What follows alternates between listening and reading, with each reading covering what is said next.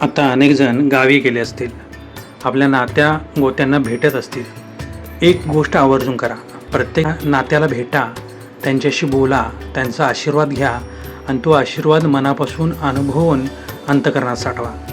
आणि जेव्हा सुट्टी संपून पुन्हा शहराकडे परत याल तेव्हाही या नात्यांना आवर्जून भेटा, 2 शब्द बोला, कारण कदाचित तुम्हाला वाटतं त्यापेक्षा या नात्यामध्ये खूप मोठी शक्ती दडलेली असते.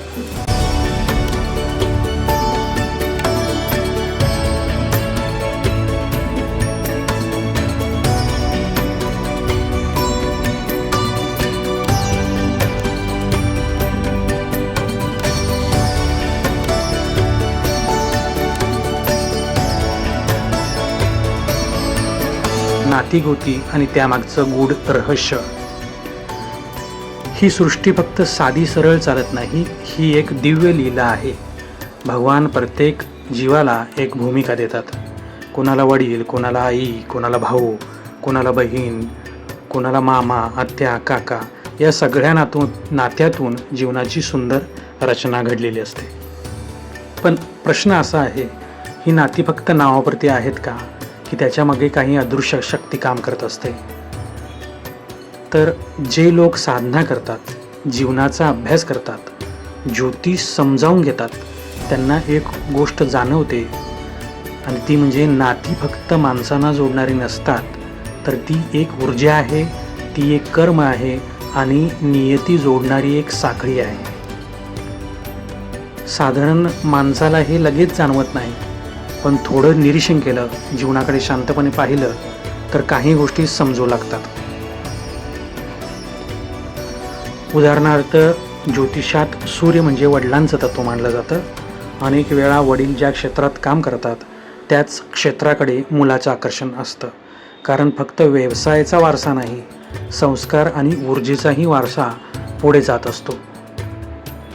आपण हेही पाहतो की आपला भाऊ ज्या प्रकारे आयुष्यात यश मिळवतो त्याच प्रकारची यशाची वाट आपल्या मुलासाठीही तयार होताना दिसते, मग ते व्यवसाय असो किंवा नोकरी.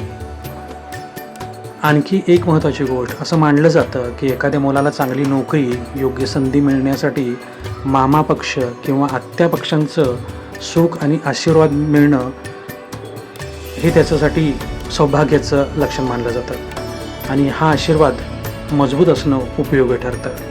पूर्वी जर तुम्ही पाहिलं तर जन्मपत्रिका नसताना अनुभवी ज्योतिषी एक गोष्ट सांगायचे, तर ती गोष्ट अशी होती, ते असे सांगायचे, ज्या घरची मुलगी करणार आहात तिच्या आत्याचं जीवन कसं आहे ते बघा, कारण त्या आत्यांचं जीवन, त्यांचं प्रतिबिंब मुलीच्या आयुष्यात दिसू शकतं. याचाच अर्थ काय, प्रत्येक नातं एकमेकांशी जोडलेलं आहे.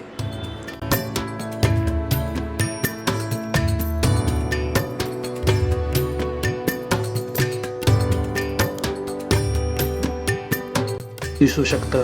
याचा खोल अर्थ असा आहे, जर भाऊ आपल्या बहिणीच्या संसाराला मदत करत असेल, तिला आधार देत असेल, तर त्या चांगल्या भावनेचं फळ पुढच्या पिढीत म्हणजे त्याच्या मुलीच्या संसारात दिसू शकतं.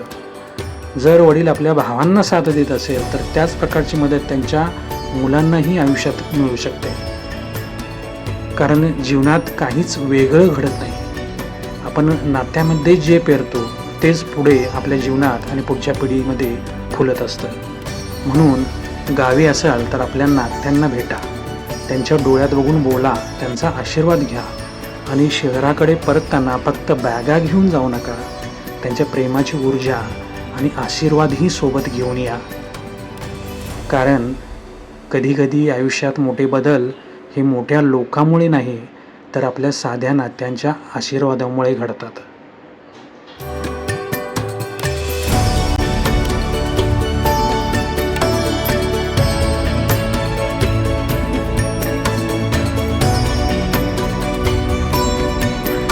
जर हा विषय तुम्हाला विचार करायला भाग पडत असेल तर हा व्हिडिओ शेअर करा, आणि अशाच गूढ विषयांसाठी चॅनेल सबस्क्राईब करा. धन्यवाद.